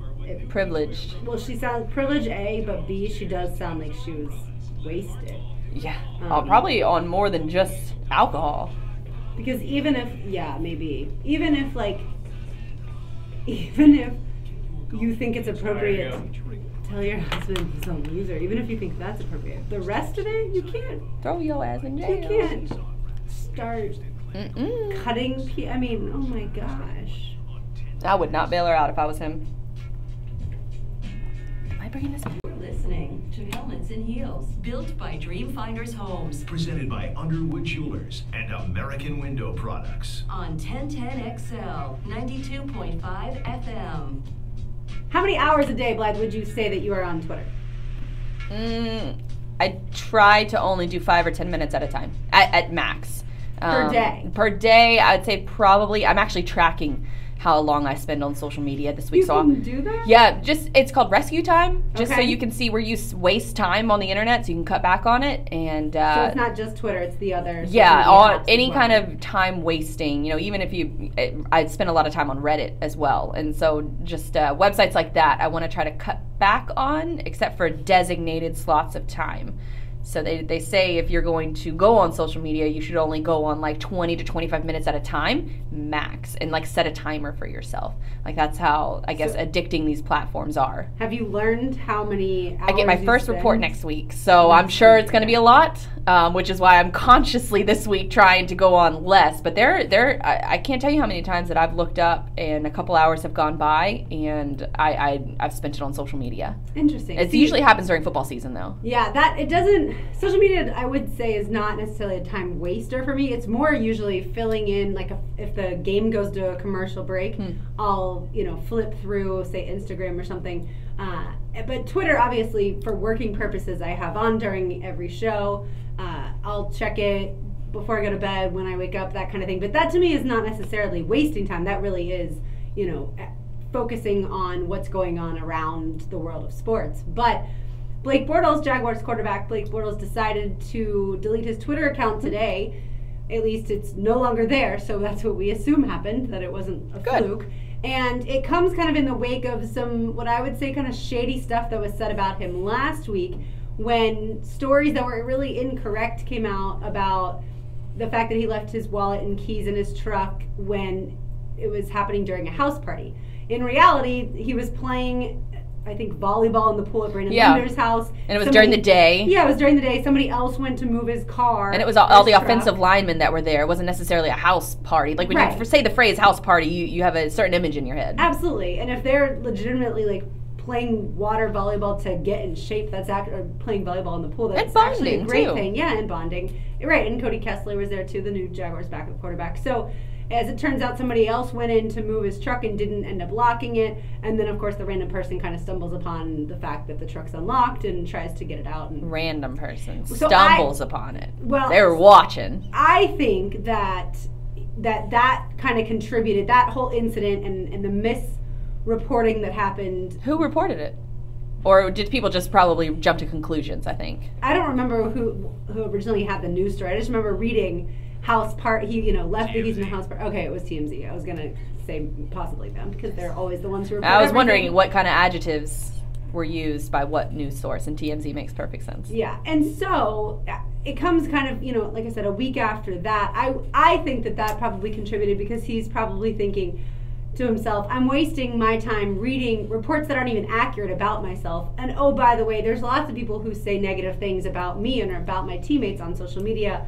I'm just going to go ahead and quit this Twitter thing. And I think he still has Instagram. I didn't even check after today. He's not very active on it. I think he's posted once in like 8 months. And Instagram is certainly very different than Twitter. You're not going to have, you can also control who follows you on Instagram. And you can turn off your comments on different photos. Yeah, technically you can make yourself private on Twitter, but then why have it, I guess, would be some people's philosophy. But Instagram is certainly very different. Regardless, do you think that you would ever get rid of your Twitter account? Twitter, no, but I have ditched other social media platforms. I got rid of Snapchat. I deleted the Facebook app and Messenger app from my phone, just because it's a time suck. And I found, we actually talked about this last week with Hacker, that it's the less time I spend on social media, the more money I make. And I think that can be said for a lot of different professions. Well, and I wouldn't necessarily say the more money I make, but I would say the happier I am. One of the main reasons I got rid of Facebook is it seemed like, and I know this isn't reality, but it seemed like everyone I knew would go on vacation at the same time. So I'd be working and I'd be scrolling through pictures of people in the Virgin Islands or in Hawaii, and all of a sudden what goes through me? Negative, jealous thoughts like, oh, I have to be at work. When in reality, I like my job, whatever it was at the time, and as long as I didn't see those pictures, then I no longer was jealous. So it would be that. Then it would be other times, yeah, people could contact you that you didn't necessarily really want contacting you, but it's so easy through social media versus forcing them to actually get your phone number are two different things. So I found that yes, for me personally, emotionally, I was no longer feeling those thoughts of like my life isn't stacking up to other people's. Well, the same thing can happen on Instagram though too. And it can, I guess the way I use Instagram is not where I'm on it a lot. It's usually something I check maybe twice a day at the most. I'm not somebody who like every 5 minutes is refreshing the feed. To me, it's much more of a people posting pictures of the good times in their life. And yes, sometimes it's on vacation, but I feel like it's more over just their kids, silly faces that day. Or sometimes, I post something about my friend today who I lost last week. It's kind of filling people in on what's going on somewhat, but it's not nearly as obtrusive to me as Facebook is. That's why I at least got rid of Facebook. I think they're both kind of the same to me, just with what people put out there, that you always see the highlights on social media. And that's what I particularly like about Twitter, is that Twitter to me is more of the negative things in life. And so I like Instagram and Twitter are my favorite platforms. But like I said, I got rid of the Facebook app for my phone. I got rid of Messenger. I deleted Snapchat altogether, so I don't even check that platform anymore. It's just about, trying to find whatever makes you happy, whatever adds to your happiness instead of taking it away. I think that's probably the platforms that you should use, or just don't use it at all. Tyler, you're a millennial for sure. Does social media ever affect you negatively? Negatively? I think we all get affected by, I hate using this term, FOMO. Mm-hmm. You see things that get you envious, but that's just life in general. Fear of You're missing gonna out, get jealous. absolutely. You're gonna get jealous of things your friends are doing always. Whether you hear about it or you see it visually on Instagram or Facebook. No, I don't think so. I still use Snapchat. I almost never go on Facebook. I don't really see a use for it. And really the only one I use is Twitter and Instagram. So I use Twitter a lot only for sports. So. Right. And that's how I use it too. I could never get rid of mine for the sheer fact that I really have no idea how I would get all my sports news condensed the way that Twitter does it. I only follow, I think it's like 200 people, and there are certain people that are muted in there. I just don't want to unfollow because I don't want to be muted. Oh yeah, I have so many people muted. If I haven't responded to you in like 6 months, you're muted. But so I love the way Twitter, I feel like, going back to the conversation we started at the top about LeBron James and the photographic memory, I do remember things that I see on Twitter far more so than I remember things that I just read on a website. For some reason, the way that the information is presented, I can remember, like, if you say something like, oh, well, I saw, like, for instance, Tyler retweeted somebody named TJ Quinn earlier, I think his name was. I've never heard of this guy, but I really liked what he had to say about the Robinson Cano suspension. So now I can remember, oh yeah, what he said about how Major League Baseball will make sure that they prove that they didn't just take something like a diuretic, but it actually was covering up a drug. I feel like if I read that on a website, I wouldn't remember who tweeted it, nor really what they said. It just all kind of runs together. But for some reason with Twitter, especially like the stat graphics, that helps me to remember those. So I think you get to choose, if it is a platform that you feel like it's helping you or that you feel like you enjoy. And I know like Prosser doesn't use Twitter at all, but at least he says he doesn't have a Twitter account.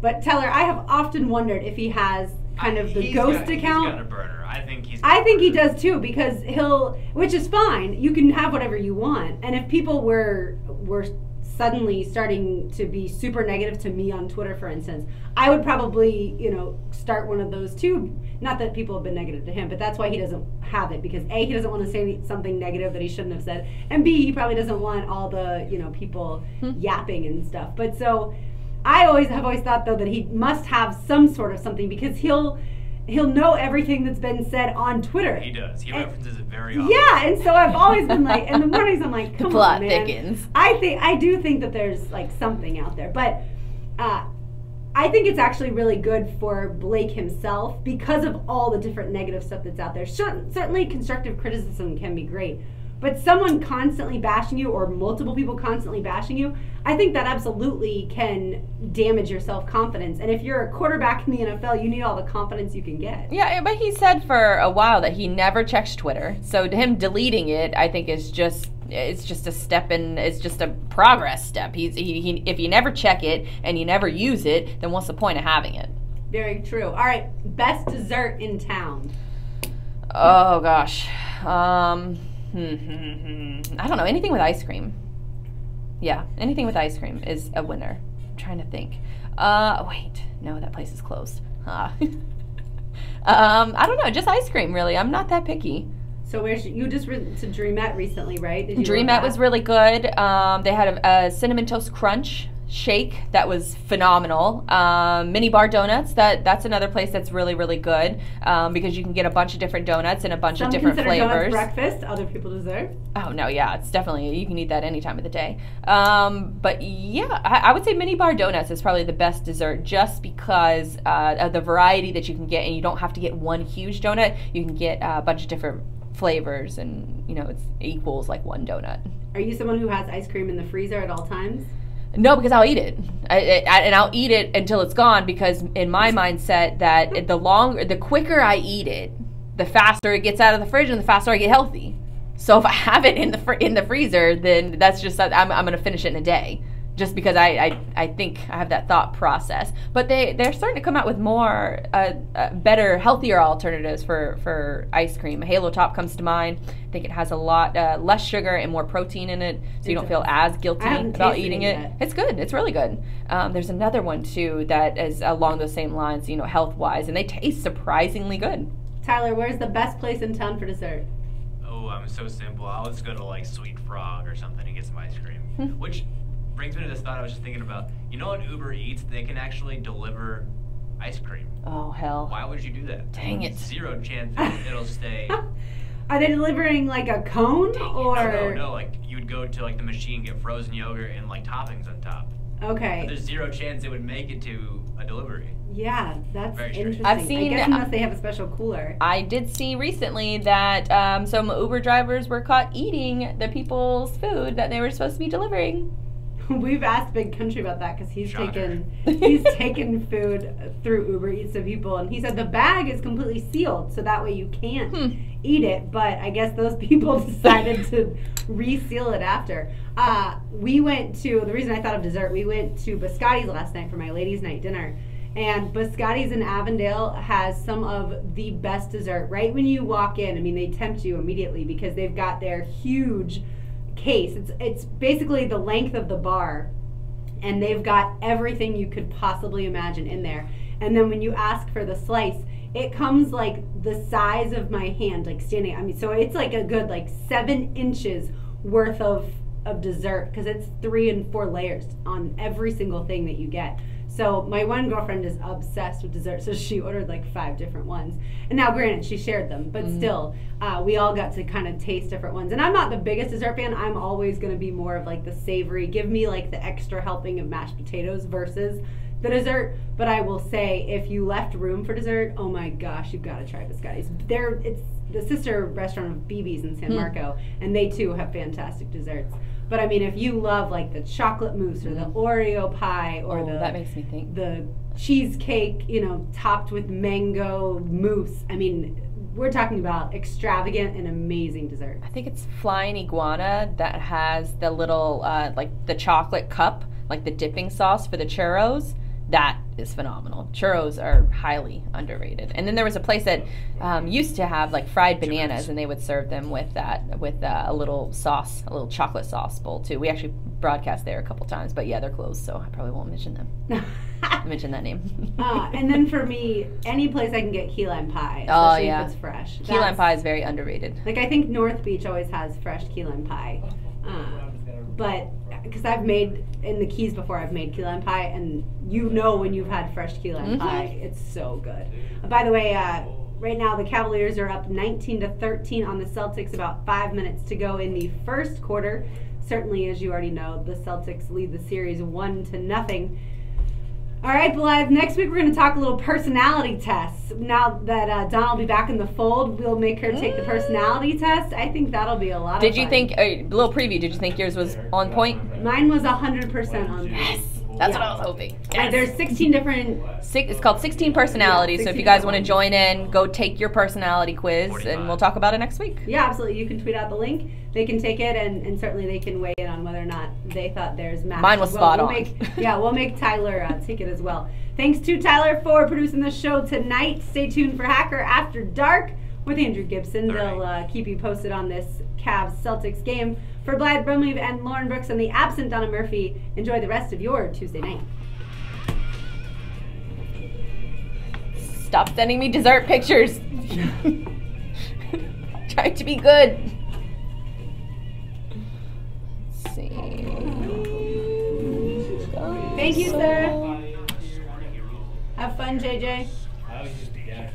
Thank you guys for tuning in. If we're going to get to the astrology / 16 personalities, if you want to take that quiz, go to 16personalities.com. Just put in a little bit of information. It takes like 5 minutes to do, but they are surprisingly accurate. It's a little bit in line. It's better to me than astrology. And that's what we were kind of hint at with Ricky Williams now reading astrology for different companies. But we're going to talk about our results from 16 Personalities next Tuesday, 7 to 9 p.m. If you're not already a subscriber, go ahead and hit that subscribe button. That way you'll get the notification whenever we go live. We only go live once a week, so you won't get bombarded with a lot of notifications, unwanted notifications. But until then, we'll see you back here next week, next Tuesday, 7 to 9 p.m. Thank you guys, and go Jags!